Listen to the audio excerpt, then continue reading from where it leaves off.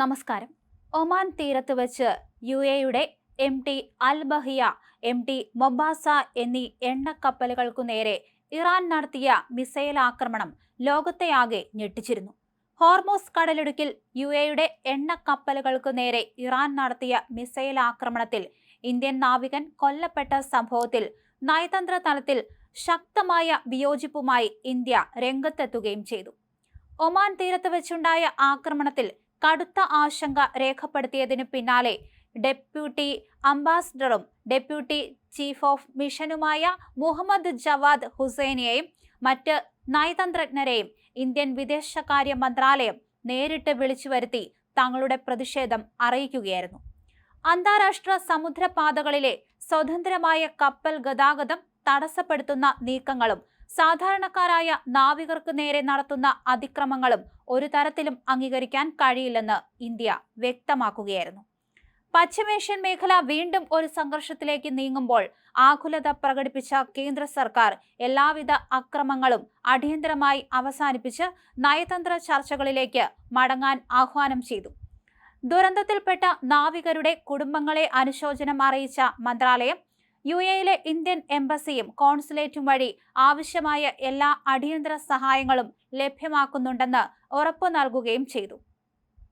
അനുമതിയില്ലാതെ കപ്പലുകൾ കടന്നുപോയി എന്ന് ആരോപിച്ച് കഴിഞ്ഞ ശനിയാഴ്ച ഇറാൻ ഹോർമൂസ് കടലിടുക്ക് അടച്ചതായി പ്രഖ്യാപിച്ചതിന് പിന്നാലെയാണ് ഈ ആക്രമണം ഉണ്ടായത്. ഒമാന്റെ ജലാതിർത്തിയിൽ ഹോർമൂസ് കടലിടുക്കിന്റെ തെക്കൻ ഭാഗത്ത് വെച്ചാണ് UAE-യുടെ MT അൽ ബഹിയ, MT മൊംബാസ എന്നീ എണ്ണക്കപ്പലുകൾക്കു നേരെ ഇറാന്റെ ക്രൂയിസ് മിസൈൽ പതിച്ചത്.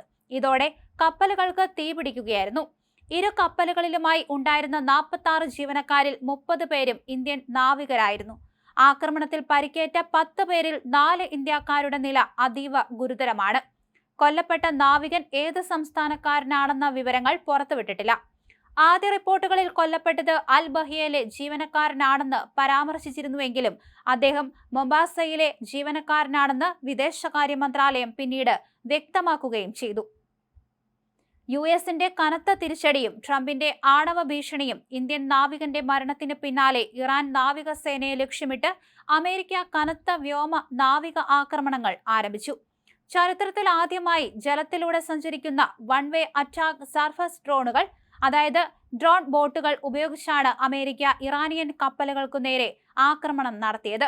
ബന്ദർ അബ്ബാസ് തുറമുഖത്തെ ഇറാന്റെ നാവിക കേന്ദ്രം, മുങ്ങിക്കപ്പലുകൾ, കപ്പൽ അറ്റകുറ്റപ്പണി നടത്തുന്ന കേന്ദ്രങ്ങൾ എന്നിവ ലക്ഷ്യമിട്ട് US സെൻട്രൽ കമാൻഡ് നടത്തിയ 3 കോർസെയർ ഡ്രോൺ ആക്രമണങ്ങളുടെ ദൃശ്യങ്ങളും പുറത്തുവിട്ടിട്ടുണ്ട്. ഇറാന്റെ ആക്രമണശേഷി തകർക്കാനായി തുടർച്ചയായ 3ാം രാത്രിയും US സൈന്യം ബന്ദർ അബ്ബാസ്, കിഷ് ദ്വീപ്, ജാം, ഗേഷൻ ദ്വീപ് എന്നിവിടങ്ങളിൽ ബോംബിംഗ് തുടരുകയാണ്. ഇതിനിടയിൽ മധ്യ ഇറാനിലെ സാഗ്രോസ് പർവ്വതനിരകളിൽ ഭൂമിക്കടിയിൽ കനത്ത സുരക്ഷയോടെ സ്ഥിതി ചെയ്യുന്ന ഇറാന്റെ പിക്കാക്സ് ആണവ കേന്ദ്രം ബോംബെറിഞ്ഞ് തകർക്കുമെന്ന് US പ്രസിഡന്റ് ഡൊണാൾഡ് ട്രംപ് പരസ്യമായി ഭീഷണി മുഴക്കി. വാണിജ്യ കപ്പലുകൾക്ക് ഹോർമൂസ് കടലിടുക്കിലൂടെ സഞ്ചരിക്കാൻ 20% ഫീസ് ഏർപ്പെടുത്തിയ ട്രംപ് ഇറാനുമേൽ കടുത്ത സാമ്പത്തിക ഉപരോധം പ്രഖ്യാപിച്ചു. എന്നാൽ ഇതിന് തിരിച്ചടിയായി US-ന്റെ ഒരു കപ്പലിന് നേരെ തങ്ങൾ ക്രൂയിസ് മിസൈൽ ആക്രമണം നടത്തിയതായി ഇറാനും അവകാശപ്പെട്ടു.